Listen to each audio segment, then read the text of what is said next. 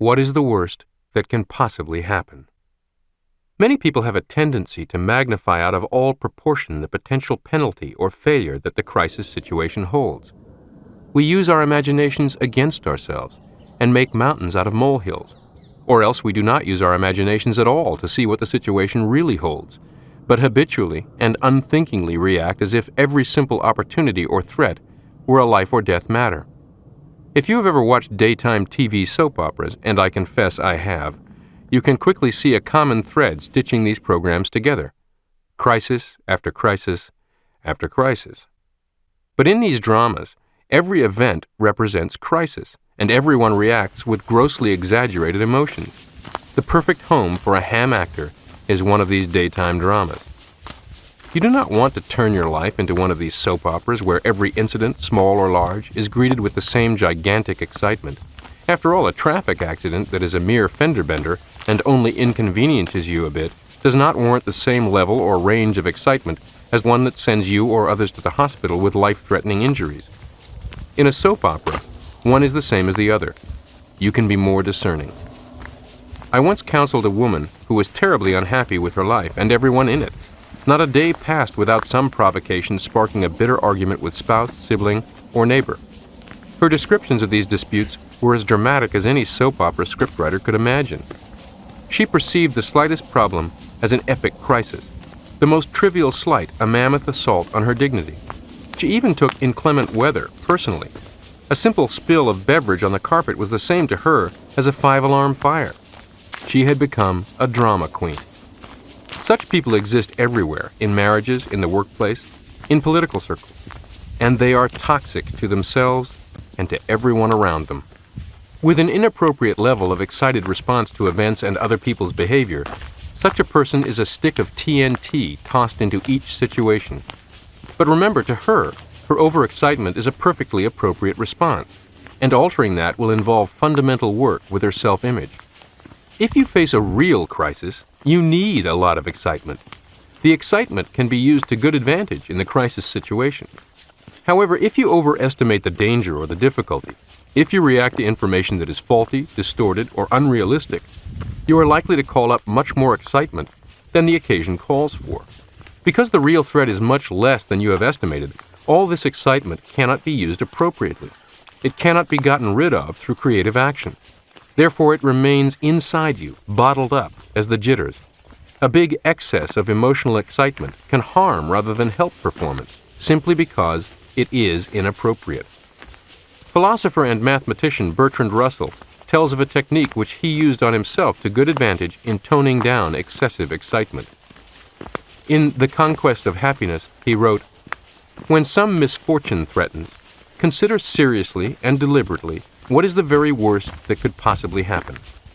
Having looked this possible misfortune in the face, give yourself sound reasons for thinking that, after all, it would be no such very terrible disaster. Such reasons always exist, since at the worst, nothing that happens to oneself has any cosmic importance. When you have looked for some time steadily at the worst possibility and have said to yourself with real conviction, 'Well, after all, that would not matter so very much,' you will find that your worry diminishes to a quite extraordinary extent. It may be necessary to repeat the process a few times, but in the end, if you have shirked nothing in facing the worst possible issue, you will find that your worry disappears altogether and is replaced by a kind of exhilaration." Unquote. I believe it is also important to have the self-image of someone who responds well to crisis and is frequently successful at finding opportunity in adversity. The person who sees himself as no good in an emergency cannot do much with Bertrand Russell's advice. Life is long.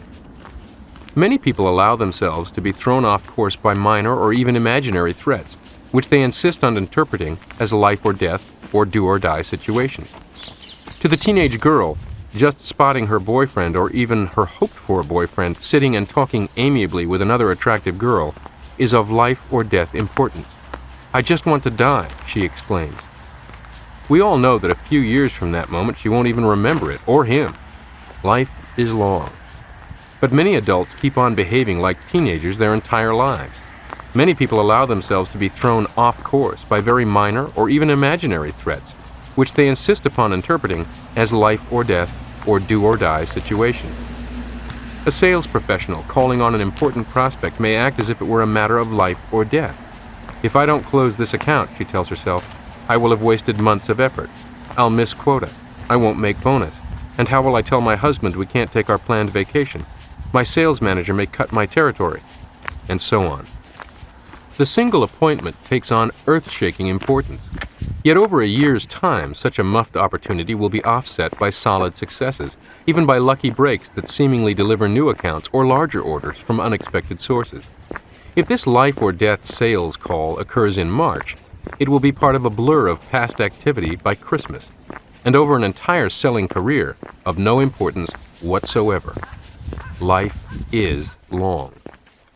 Perhaps this life or death feeling that many people experience in any sort of crisis situation is a heritage from our dim and distant past, when failure to primitive man usually was synonymous with death. Regardless of its origin, however, the experience of numerous patients has shown that it can be cured by calmly and rationally analyzing the situation. Rather than responding automatically, blindly, and irrationally, ask yourself, what is the worst that can possibly happen if I fail? Remind yourself that life is long, and seek the perspective of 20/20 hindsight in advance. If you are about spirituality, you realize that your priority is your people. But first you have to work on yourself. So it tells me that one is not working on themselves if one is just craving material goods. Because it's materialism put us where we are.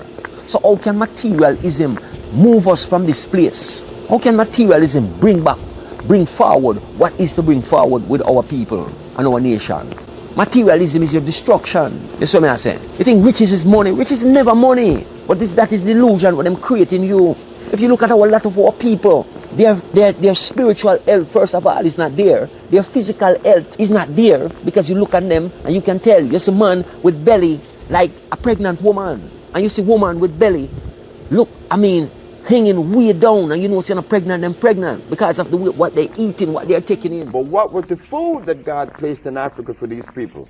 Certainly, it could not have been potatoes. It could not have been rice or beans or yams or chicken or hogs or cows. It could not be a goat or a lamb, because all these things are hybrid. Mm-hmm. God did not make these things. These things came just recently, only 4,000 years ago. So what were we eating in Africa before we were taken away? What were we eating in Africa before there was an invasion by the man from Europe? We simply do not know. Mm-hmm. And it is because we are unaware of this diet that God made specifically for us. This is why we're angry today and we're so divided. Everybody's laughing at us. The thing you want to do is to love. And that love should begin with you. Once you love you, you love the whole world.